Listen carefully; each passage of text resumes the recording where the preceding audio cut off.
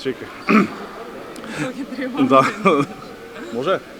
Симона Мачовска, левиот бек на германскиот Цвикау, еве сме на еден ден пред стартот на Европското првенство, расте ли во возбудата, има ли тензија, адреналин, притисок? Како расте, како се наближува почетокот на Европското првенство и почетокот на првиот надпревар, возбудата се повеќе расте.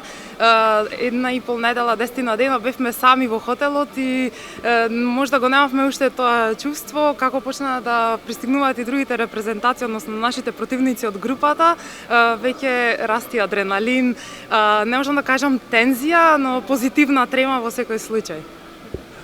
Прв наш ривал е селекцијата на Франција, анализиравме, зборувавме премногу можеби. Еве, кажи ми краток твој осврт за нив. Од каде доаѓа најголемата опасност, на што треба да се обрне најмногу внимание? Франција е една репрезентација во која што опасноста доаѓа буквално од сите позиции. Мислам дека таму нема прва постава, втора постава, значи имаат голем ростер, квалитетна замена на секоја позиција. Мора да се браниме од секоја позиција со сите сили, одличен голман. Франција е една веле сила, но мислам дека и нашата возбуда и нашата желба на првиот надпревар токму против репрезентацијата на Франција ќе биде најголема. Заедно со публиката, мислам дека не сме свесни што не очекува во сала. Ние овој период што сме тука цело време ја повикуваме публиката, јавноста да дојде, да не бодри, да не биде ветер во грб, но сето тоа уште само во нашите мисли. Мислам дека кога ќе видиме што не очекува в сала, кога ќе видиме публиката како доаѓа во поголем број, што сега откако се малце се реши спорното прашање околу цената на картите, мислам дека и заинтересираноста ќе биде многу поголема. Не знам, не фаќа стварно возбуда. Франција едноставно нема што да изгубиме против една таква екипа, ќе биде огромно искуство за сите нас, како и за постарите, поискусните, така и за помладите, исполнување на сонот.